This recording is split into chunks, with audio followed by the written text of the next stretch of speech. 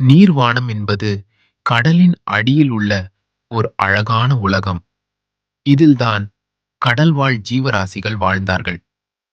அந்த தெளிந்த நீல நீரில் சிறு மீன் மினு தனது அப்பா அம்மாவுடன் ஒரு பவள குகைக்குள் வசித்தாள். மினு மிகவும் சிறியது. அவளது தோல் சாதாரண நீல நிறத்தில் இருந்தது. வண்ண வானவில் மீன்களைப் போல ஜொலிக்கவில்லை. வலிமையான விலாங்கு மீன்களைப் போல பலமில்லையும்.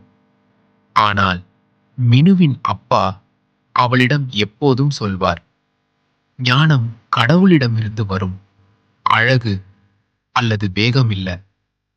நீ நேர்மையோடு நடந்து அவரிடம் கேட்டால் அவர் உன்னை வழிநடத்துவார் மற்றும் காக்கவும் செய்வார். மினு அமைதியாக கேட்டு தலையசைத்து நீந்திக் கொண்டே சிறு ஜெபங்களை முணுமுணுத்தாள். ஒரு தெளிந்த காலையில் ஒரு பெரிய சுறா மென்மையாக பேசும் நீர்வானத்துக்கு வந்தான். அவனது பெயர் வரதன். போலி புன்னகையுடன் பளபளக்கும் பற்களை காட்டி அவன் சொன்னான், கவனிக்கவும் என் சிறு மீன்களே, பவளப்பாறை அருகே ஒரு பெரிய உணவு குவியல் விழுந்திருக்கிறது. வாருங்கள், சாப்பிடலாம். அனைவரும் உற்சாகமடைந்தனர். வேகமான மீன்கள் நீந்தினர். பளபளக்கும் மீன்கள் சுழன்றனர். பெரிய விலாங்குகளும் சென்றனர். மினு அருகே சென்று கவனமாக கேட்டாள், யாராவது சரிபார்த்தீர்களா? அது பாதுகாப்பானதா? அக்கானே. வரதன் கண்களை உருட்டி சொன்னான், ஐயோ, நீ இப்படி பயந்து எப்போதும் இங்கேயே இருக்கப் போகிறாயா? புத்திசாலி என்றால் என் பின்னால் வா. மற்றவர்கள் சிரித்தனர். மினு அவமானத்தால் சிவந்தாள். ஆனால் அவளது இதயத்தில் ஒரு மெதுவான குரல் கூறியது, முதலில் என்னிடம் கேள். அவள் ஒரு சிறிய ஜெபம் செய்தாள். கர்த்தாவே, எனக்கு ஞானத்தை தாரும். நான் போகலாமா? அவளுக்கு ஒரு தெளிவான உணர்வு வந்தது. இல்லை, போக வேண்டாம். மினு கூட்டத்திலிருந்து விலகி தன் வீட்டுக்கு அருகே ஒரு பாறையின் பின்னால் ஒளிந்தாள். அந்த கூட்டம் பவள பாறைக்குச் சென்றதும் மணலுக்குள் இருந்து ஒரு பெரிய வலை எழுந்தது. ஐயோ, இது ஒரு பொறி! மீன்கள் கூச்சலிட்டு துடித்தனர். வரதன் அமைதியாக வேறு பக்கம் நீந்திச் சென்றான். அது அவனது ஏமாற்றும் வேலை. பல மீன்கள் வலையில் சிக்கினர். சிலர் மட்டுமே தப்பித்தனர். முழு கடலிலும் பயம் பரவியது. மினு தூரத்தில் இருந்து பார்த்தாள். அவள் பாதுகாப்பாக இருந்தாள். அவள் கண்களை மூடி ஜெபித்தாள். நன்றி கர்த்தாவே, கேட்பவர்களை நீ உண்மையிலேயே காக்கிறாய். அந்த மாலையில் கடல் அமைதியாக இருந்தது. பளபளக்கும் மீன்களும் சில பெரிய விலாங்குகளும் மினுவிடம் வந்து கேட்டனர், நீ எப்படி போகலாமா வேண்டாமா என்று தெரிந்து கொண்டாய்? ஆ அஹ்." மினு மெதுவாக புன்னகைத்தாள். நான் தெரியவில்லை. நான் கடவுளிடம் கேட்டேன். அவர்தான் எனக்கு சரியான வழியை காட்டினார். அப்போது ஒரு முதிர்ந்த நண்டு சொன்னது, அவள் சிறியது, ஆனால் அவளுடைய இதயம் ஞானத்தால் நிறைந்துள்ளது. அந்த நாளில் இருந்து அனைவரும் அவளை ஞான மினு என்று அழைத்தனர். சிறியதாய் இருந்தாலும் பெரிய இதயமும் ஞானமுள்ள குரலும் கொண்ட மீன். மினு பெருமையடையவில்லை. அவள் பழையபடிதான் இருந்தாள்.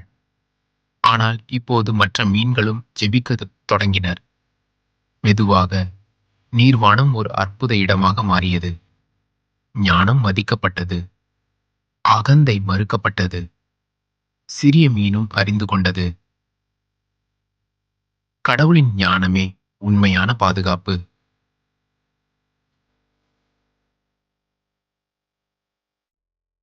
கர்த்தர் ஞானத்தை தருகிறார்.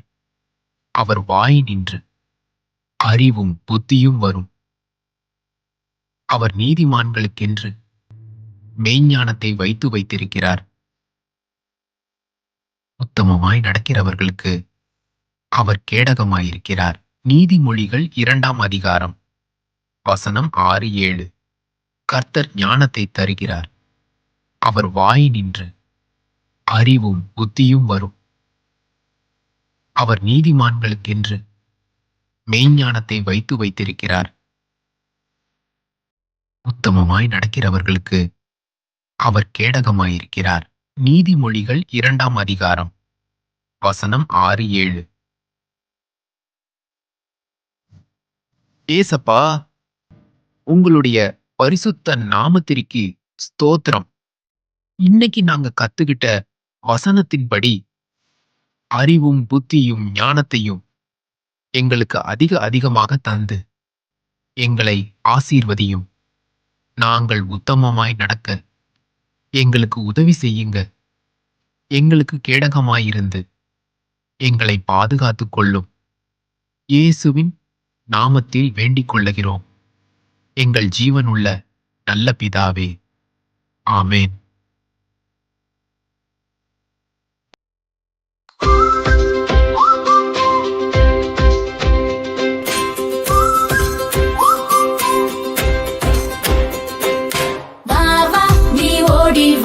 கற்றுக்கொள்ள நீயும் வா, ஞானத்தை கற்றுக்கொள்வோம், புத்தியை கற்றுக்கொள்வோம், அறிவை தேடிக்கொள்வோம், வாழ்க்கையில் உயர்வோம்.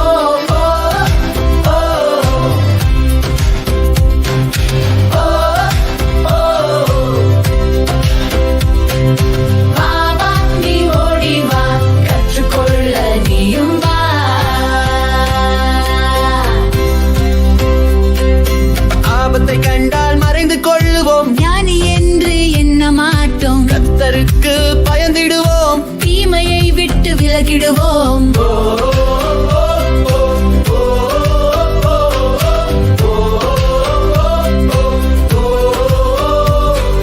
வா வா நீ ஓடி வா, கற்றுக்கொள்ள நீயும் வா.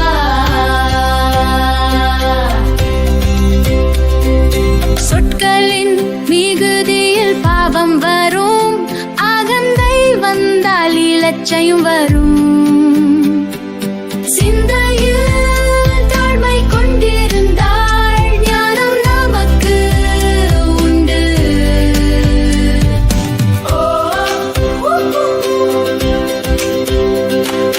வா வா நீ ஓடி வா, கற்றுக்கொள்ள நீயும் வா.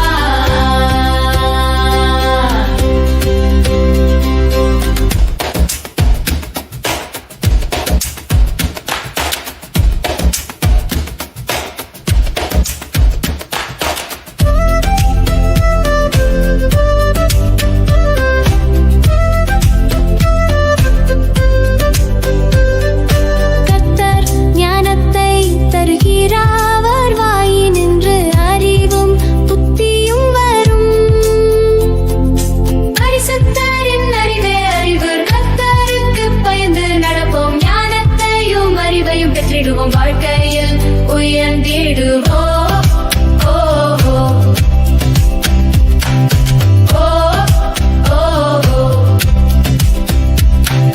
வா வா நீ ஓடி வா, கற்றுக்கொள்ள